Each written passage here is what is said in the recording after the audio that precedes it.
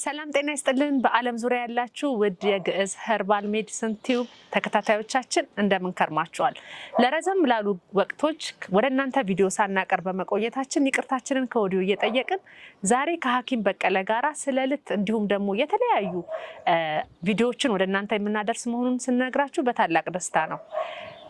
ሐኪም በቀለ እንኳን ደህና መጣ። ሰላም ነህ ወይ? እንዴት ነህ? እንኳን ደህና ቆየሽኝ ተስፋ። እንኳን ደህና ቆያችሁኝ ውድ የግዕዝ ሄርባል ሜዲሲን ቲዩብ ተከታታዮቻችን እንደምን አላችሁ? እንግዲህ ተስፋ በመግቢያችን ላይ እንደገለጸችው ለረጅም ጊዜ በተለያዩ ምክንያቶች ቪዲዮ ሳንሰራ ቆይተናል። ለዚህ ደግሞ ታላቅ ይቅርታ እንጠይቃለን። እንግዲህ ያው ዛሬ ደግሞ የተለያዩ ነገሮችን ይዘን መጥተናል። ከተስፋ ጋር የምናደርገው ውይይት ለእናንተ በእጅጉ ይጠቅማችኋል ብለን ስላሰብን እንግዲህ ተከታተሉን። እናመሰግናለን። ቪዲዮውን ሰብስክራይብ እያደረጋችሁ ቤተሰብ መሆናችሁን አትርሱ። ዛሬ ይህንን ፕሮግራም ማዘጋጀት የማቀርብላችሁ እኔ ተስፋነሽ ሉቃስ ነኝ። ሐኪም በቀለ ላቀው ጠለቅ ያለ እውቀቱን ከእናንተ ጋር የሚያጋራላችሁ ስለሆነ ሁላችሁም ሰብስክራይብ እያደረጋችሁ ቤተሰብ መሆናችሁን አትርሱ። ዛሬ የምናቀርብላችሁ ፕሮግራም ልት ምንድን ነው? አረም ነው ወይስ ተክል ነው? ከምን ይመደባል? ጥቅሞቹስ ምንድን ናቸው? እያልን እያብራራን እንቆያለን። ሐኪም በቀለ እስቲ ስለ ልት ዛሬ ልት ምን ይመስላል ከሚለው ጀምረን እንቀጥል።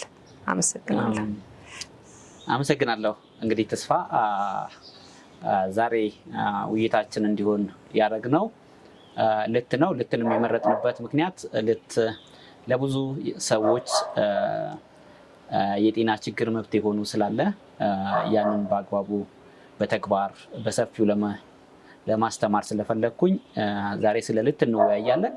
እንግዲህ ልት ማለት የአረም ዘር ነው። ከአረም መደብ ነው የሚመደበው። ልት እንግዲህ ከአረም ዘር ነው የሚመደበው። ምናልባት ብዙዎቻችን ኢትዮጵያ ውስጥ ልትን እንደ አረም ልናየው እንችላለን። በአብዛኛው ቦታ ደግሞ ከብቶች የሚመገቡት አይነት አድርገን እናየዋለን። ያን ደግሞ ሊሆን የቻለው ጥቅሙን ባለማወቅ ነው ብዬ ነው እኔ የማስበውና ግን ደግሞ ጥቅሙን ስናቀው ሁላችን የምንቸገርበት ወይ ደግሞ አንድ ቀን ልንቸገርበት የምንችለውን የጤና ችግር ሊያክመን ይችላል ብዬ አስባለሁና እንግዲህ ልት የአረም ካታጎሪ ነው። ልት ደግሞ ለብዙ የጤና ጥቅም ይውላል። ይህን ይመስላል ልት እና በፎቶ ማሳየት ይቻላል። ትንሽ የኛው ልት አሁን ነው የተነቀለው፣ ግን ይጠወልጋል። ልት ፍሬሽ እንደሆነ መቆየት አይችልም። በጣም ቶሎ የሚጠወልግ ነገር ነው። ስሩ ደግሞ እንደዚህ ይመስላል። ስሩ ይሄን ይመስላል። ያው እንድታዩት ነው። ልት በቃ ይሄ ነው። የማታውቁ ሰዎች ምክንያቱም ማወቅ ትንሽ ጥሩ ስለሆነ ጥቅሙ በጣም ጥሩ የሆነ እጽዋት ነው። ለሰው ልጅ ተስማሚ ስለሆነ መርዛማነት የሌለው በእጅጉ በጣም የበለጸገ እጽዋት ነው። ልትን እኔ በጣም እንግዲህ ምድር ላይ ካሉ እጽዋቶች ተወዳጅ ነው ብዬ ነው በጣም ወደዋለሁ። ምክንያቱም የት አካባቢ ነው በብዛት የሚበቅለው? ምናልባት ተመልካቾቻችን እንዲያገኙት። እንግዲህ ልትን በነገራችን ላይ ያው እጽዋት ለመብቀል የመጀመሪያው ነገር የአየር ንብረት ወሳኝነት አለው። ግን ልት እንደ እድል ሆኖ በአብዛኛው ብዙ ቦታ ይገኛል። የተወሰነ አንዳንድ ቦታ ላይ ነው ልታጣን የሚሉት። እሱም ደግሞ በከብቶች እንዲህ ከብቶች በጣም ሲያጠቁት፣ እንስሳቶች በጣም ሲያጠቁት ኖርማሊ ብዙ ላይ ይታይ ይችላል። እና ልት ግን እኔ አሁን ለምሳሌ ይሄንን መንገድ ላይ ስመጣ ነው ነቅዬ ያመጣሁት። ምክንያቱም አለ ማለት ነው። አሁን ካለንበት ቦታ ኖርማሊ 300 ሜትር አካባቢ ላይ ዝም ብዬ ስንቀሳቀስ አይቼ ነው ለቪዲዮ ያመጣሁት። ልት ግን ምን ይፈልጋል?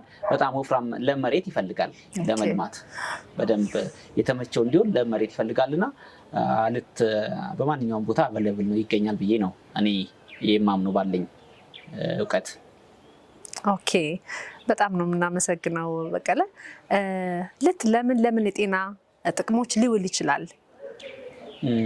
እንግዲህ ልት የመጀመሪያው ሰው እንዲያውቅ ፈልገው አሁን ብዙ ጊዜ ሰዎች በኪንታሮት ይታመሙና ኪንታሮት በጣም አብጦ አላስቀምጥ ሲል ሽንት ቤት መጠቀም ሲፈልግ በቃ በጣም ምንም በቃ ሽንት ቤት መጠቀም ካልቻለና ካበጠና አላስቀምጥ ካለው ያ ሄሞሮይድ ወይ ደግሞ ኪንታሮት ኦልሬዲ ልትለዛ ፍቱን መብቴ ነው።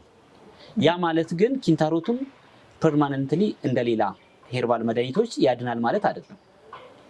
ግን በወቅቱ አይነተኛ መብቴ ነው። እሱም ደግሞ ይሄ የልት ይሄ ቅጠሉ ፓርት ነው። እነኚህ ቅጠሎቹ ፓርቶች እነኚህ አድማጮች ይሄን በደንብ እንድትከታተሉ እወዳለሁ። ይሄን የቅጠሉን ፓርት እንደዚህ ትቆርጡታላችሁ። ቢያንስ እንዲህ ከተቆረጠ በኋላ ይሄ ብቻ የቅጠሏ ፓርት ብቻ ይሄ ዘንጉ ራሱ አይሆንም። ከዚህ እስከዚህ ያለው አይሆንም። እዚህ ጋር ያለችው ምናልባት አንዳንዴ በጋ ላይ ላይኖር ይችላልና ከተገኘው ቦታ ላይ ይሄ ምን ይደረጋል? በሁለት አይነት መንገድ መጠቀም ይችላል። የመጀመሪያው ይሄን በደንብ ሰብስቦ መቀቀል። በመጠነኛ ውሃ በፈላ ውሃ ውስጥ መቀቀል። መቀቀል ሲባል እንደሌላ ነገር ረጅም ጊዜ የሚፈጅ አይደለም፣ ወዲያው ነው የሚበስለው። ይሄ ይቀቀላል። ይሄ ለምሳሌ አሁን ይሄ ነው። አሁን ይሄ ለአንድ ሰው ያንሳል። ሲቀቀልት ብዙ የሚባለው ቅጠል ያንሳል።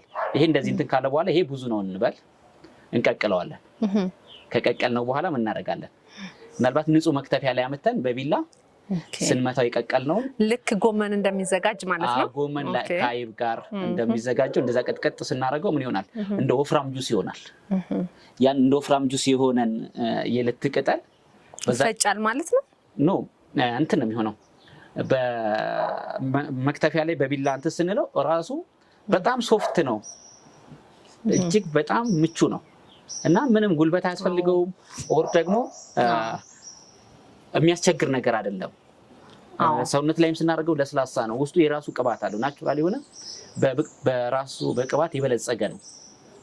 ስለሆነ ምን ይሆናል? እዛ ያበጠው የኪንታሮት ኬዝ ላይ ያንን በቢላ የቀጠቀጥ ነው ወፍራም ጁስ የሚመስለውን የልት ቅቃይ ምን እናደርጋለን? አምተን ቁጭ እናደርግና ላይክ ላውንደሪ ላስቲክ አለ አይደለ? በዛ ልክ ላውንደሪ ላስቲክ ለምሳሌ ላንድሊ ዳይፐር የሚታሰረውን አይነት ላውንደሪ ላስቲክ አድርገን ከላይ ሽፍን አድርገን ልብስ መልበስ። ኢንኬዝ አሁን ለምሳሌ በጣም እየታመምን ከሆነ ማታ እራታችንን በልተን ሻይ ነገር አፍልተን ይሄን ልታዘጋጅተን እናስረዋለን። ሻያችንን ትኩስ ነገር ጠጥተን እራታችንን በልተን እንተኛለን። እንግዲህ ብዙ ጊዜ የኪንታሮት ታማሚዎች ሽንት ቤት ሲገቡ በጣም ስለሚቸገሩ ምግብ ምናምን አይደፍሩ። ግን ልትን በዚህ ከተጠቀማችሁ እኔ ነኝ ሞሮፍ ለዚህ ማበረታታችሁ ምግብ በደንብ ብሉ። ምክንያቱም 2 ቀን 3 ቀን ሽንት ቤት ሳገቡ ቆይታችሁ አንጀታችሁ ውስጥ ድርቀት አለ፣ ረሃብ አለ። ሁለተኛ ልት ጠቅላላ ዛጋ ያለውን ሪቴት ያደርገውን ያበጠውን ሄሞሮይድ ምን ያደርገዋል?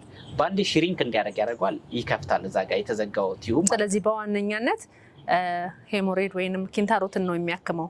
ስሩስ ምኑን ሊያክም ይችላል? አሁን ኪንታሮትን ሳይሆን እብጠቱን ነው የሚያክመው።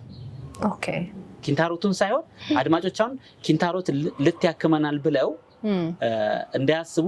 ልት ግን በወቅቱ የነበረውን አደገኛ ህመም እብጠቱን ፐርማነንትሊ ምን ያደርገዋል? ያጠፈዋል። ኪንታሮቱ ተመልሶ ሌላ ጊዜ በዛ አይነት ባህሪ እንዳያማቸው ያደርጋል። እንግዲህ አንድ ሰው ያው ከጨነቀው መብቴ ከጠፋ ግድ ሰርጀሪ አደገኛ ሰርጀሪ ነው የሚደረገው። በዛ ሰዓት ምን ያደርጋል? ትልቅ ኬዝ ትልቅ ቁስል ፌስ ያደርጋል። ኢንኬዝ ደግሞ ፊስቱላን ፌስ ሊያደርግ ይችላል በሄሞሮይድ ምክንያት። አንዳንዴ ሁለተኛ ደግሞ በሌላ ባለሙያ ኪንታሮቱን አፍርጠን እናውጣ በማለት እንደዚህ አይነት እርምጃ ውስጥ ይገባና ከህመም ወደ ባሰ ህመም ሰዎች ሊገቡ ይችላሉ። ልት ግን በዚህ አጋጣሚ ከዛ ሁላ ስቃይ ከዛ ሁላ መከራ 2-3 ሰዓት ባልሞላ ጊዜ ውስጥ ከዛ ችግር ያወጣናል። ሁለተኛ ደግሞ ለረጅም ጊዜ ስቃዩ ስንሆን ያው እንቅልፍ አንተኛም ይታወቃል። ሰው ጥርሱን ሲያመው በኪንታሮት ሲታመም የሆነ ነገራችን ሲታመም ኦልሬዲ የእንቅልፍ ሲስተማችን ዲስተርብ ይሆናል። ግን ሰው በኪንታሮት ታሞ 2-3 ቀን ሳይተኛ ቆይቶ በአጋጣሚ ወይ ደግሞ የልትን አይነት አጠቃቀም ልትን አዘጋጅቶ ከተጠቀመ ወዲያው የሚሄደው ወደ እንቅልፍ ሲስተም ውስጥ ነው። ሲነቃ ወደ ሽንት ቤት ነው የሚሄድ የሚፈልገው፣ ሪሊፍ ያገኛል። በዚህ ዙሪያ ልት የሚሰጠውን ሰላም ልት የሚያመጣውን ሪሊፍ የትኛውም የህክምና ትሪትመንት አይሰጥምና ለዚህ የልትን ጠቀሜታ መደበቅ ማለት የሰው ስቃይ ላይ እንደመጨከን ነው እኔ ማስበው ማለት ነው። ምክንያቱም አንድ ባለሙያ በደቂቃ ውስጥ ዓለምን ሊያክም አይችልም። ግን እውቀቱ ሁሉ ሰው ያየው ሰው ልትን እየተማረ እያወቀ በዛ ልክ የኪንታሮትን እብጠት ማከም ይችላል። እና ሌላ እንግዲህ ልት ደግሞ ወደ ስሩ አገልግሎትና ጥቅም ከመሄዳችን በፊት ቅጠሉ ያው እንደሚታወቀው በጣም በቅባት የበለጸገ ነው የልት ቅጠል እና እኛ ጋር አልተለመደም። ግን ደግሞ ምናልባት በአመጋገብ ስርዓታችን ውስጥ ብዙ አይደገፍም የልት ምግብነት ላይ መዋል ወይ ደግሞ የምግብ አገልግሎት ላይ መዋል። ግን ይሄ ቅጠሉ በጣም በጥሩ ሁኔታ ተዘጋጅቶ ተለቅሞ ታጥቦ በደንብ ታጥቦ በንጹህ ታጥቦ ትሪት ተደርጎ በመጣፈጥ ያው እንግዲህ መጣፈጥ ማለት የወጥ ማጣፈጫዎች አሉ። እነኚህን ስፔሻሊ የቃሪያና የበርበሬ ዝርያ የሌለባቸውን ነገሮች ላይክ ሽንኩርት ጥሩ ዘይት ጋር አድርጎ በአግባቡ ተሰርቶ በባዶ ሆድ እንደ ቁርስ ሰዎች አልፎ አልፎ ቢጠቀሙት ጠቅላላ የአንጀት ድርቀትን ማከም ይችላል። ይሄ አንደኛ ብዙም ቅባት አያስፈልገውም፣ ዘይት ማጣፈጥ አያስፈልገውም። ምናልባት የወጥ አይነት ሴንስ እንድናረገው ያልተለመደ ነገር ስለሆነ ሽንኩርት እና ጥሩ የሚባሉ የሰሊጥና የተልባ ዘይቶችን ብንጠቀም ይሄ በጣም እጅግ በጣም አንጀታችን እንዲለመልም የአንጀት ድርቀትን የወገብ ህመምን በመመገብ የሚያድን መልካም የተባረከ እጽዋት ነው እና ልትን በደንብ ስለ ልት በደንብ ብዙ ነገር ሪፈር ብናደርግ ብናጠና ብናስተምር ትውልዱ ልትን እንደ ሀብት ምክንያቱም ያው ቡናን ለምሳሌ ቡና አንድ ፐርፐዝ ነው አይደል? ተፈልቶ ነው የሚጠጣው። ተጠጥቶ እርካታ ነው የሚሰጠው። ምናልባት በዛ ውስጥ ብዙ የሚያነቃቃን ነገር አለ፣ ብዙ የሚባል ነገር አለ። ልት ግን ከጭንቅ ውስጥ ነው የሚያወጣ እና ልት ያለው ጠቀሜታ እንደማይጠቅም አረብም ባናየው እኔ ሞሮፍ እመክራለሁ። እና ሁለተኛ ወደ ጠየቅሽኝ ጥያቄ ሲሻገር እንግዲህ ብዙ የማይታወቀው የስሩ ጥቅም ነው። አዎ ብዙ ጊዜ ስለ ስሩ አይወራም፣ ስለ ቅጠሉ ብቻ ነው። ያ ብዙ ጊዜ እንግዲህ ሰውም እንስሳውም ስለ ስሩ ብዙ ጥቅም ላይ አላወሉትም። እንስሳቶችም ሲመጡ ስሩን ብቻ ነው ተጠቅመው ብዙም ለመንቀልም ያስቸግራቸዋል እና ምናልባት ይግጡታል። ስሩ በጣም ትንሽ ወደ መሬት ይገባልና ሰው ግን ስለ ልት ስር ማወቅ አለበት ብዬ አምናለሁ። ምናልባት የአበሻ አረቄ የሚያወጡ ሰዎች ይሄንን ለብቻው ይቀጠቀጥና ይሄ አረቄ የሚወጣበት እቃው አለ አይደል?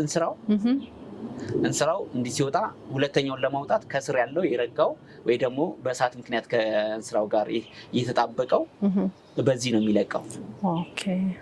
አንደኛ ቀጣይ የሚወጣውን ያረቄው ኳሊቲ በጣም በቃ እንዳይጎረና ያደርገዋል።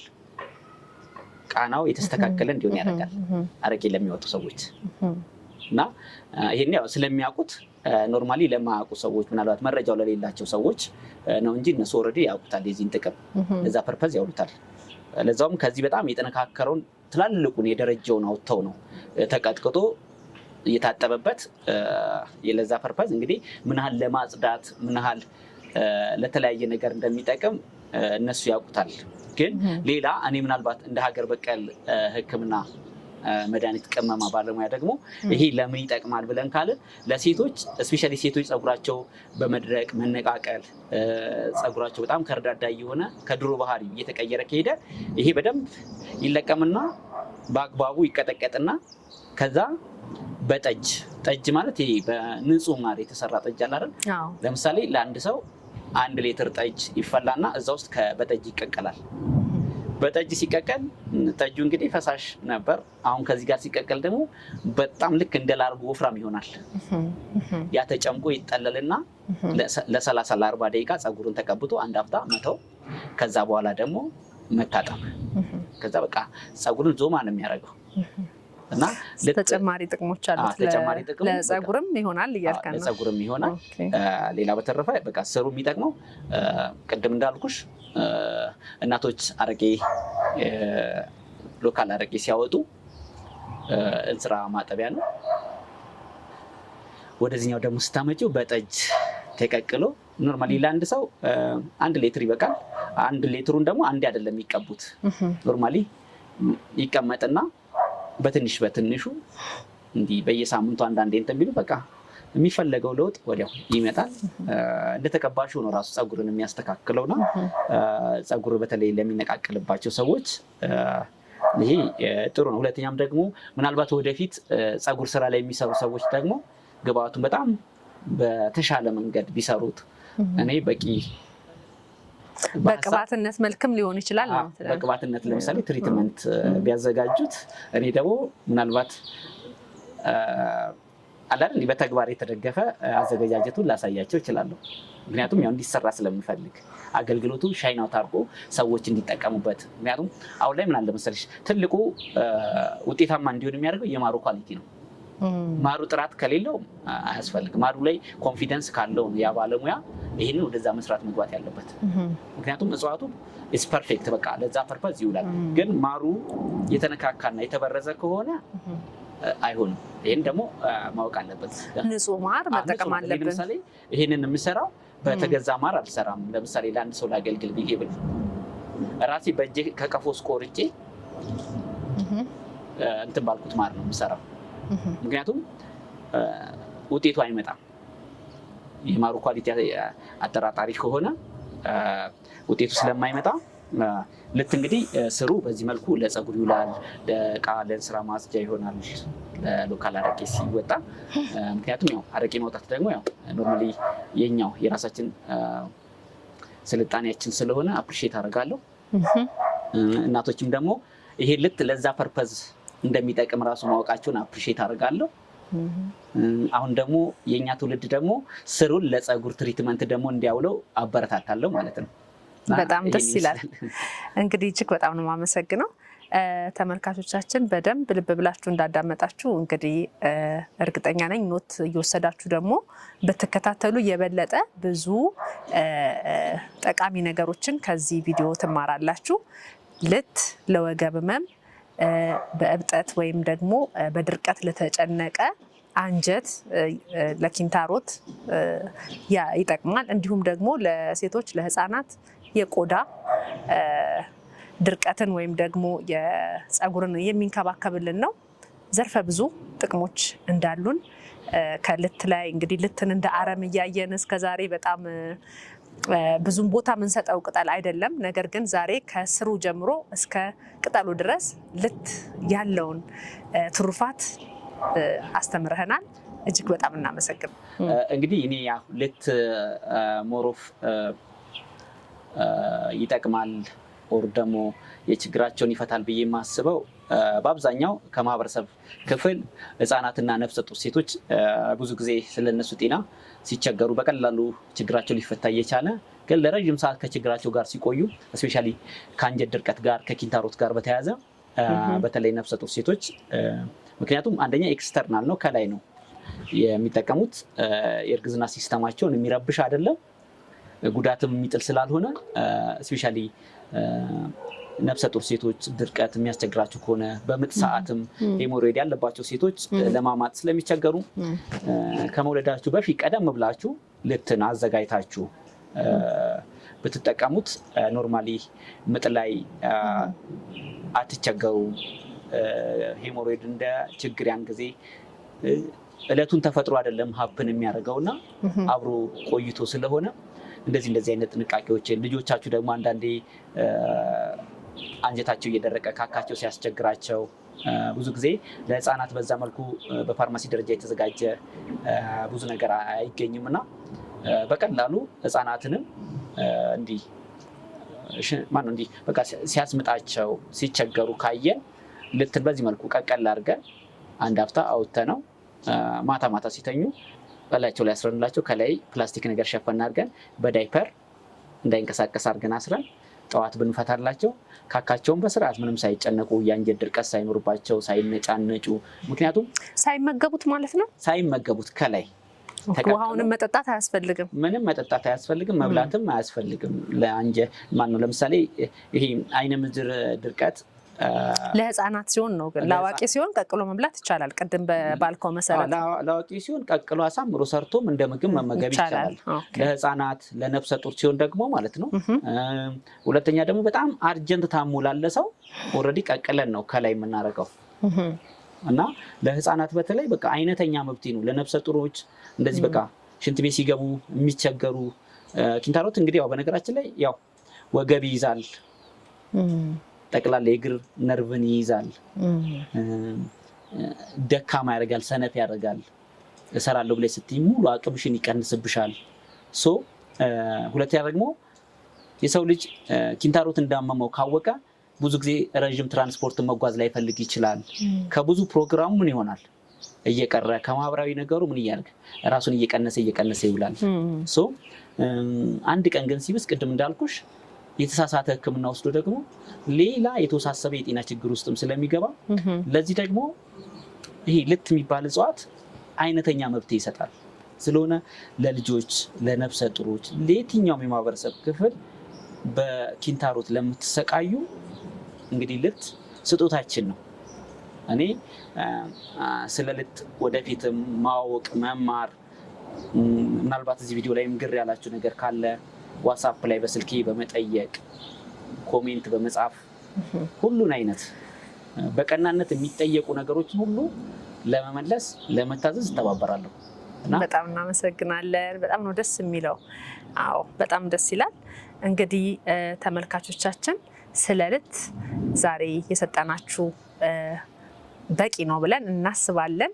የትኛውም ጥያቄ አሁን እንግዲህ ሐኪም በቀለ እንደተናገረው ጥያቄዎች ካላችሁ አዘገጃጀቱ ላይ ከየት እንደሚገኝ እንዴት እንደሆነ በኮሜንት ሴክሽን ላይ ማስቀመጥ ትችላላችሁ፣ ኢንቦክስ ማድረግ ትችላላችሁ። እንዲሁም ደግሞ ስልካችን እዚህ ጋር ከስር ስለተቀመጠ በዛ ስልክ ኮንታክት ማድረግ የምትችሉ መሆኑን እንገልጽላችኋለን።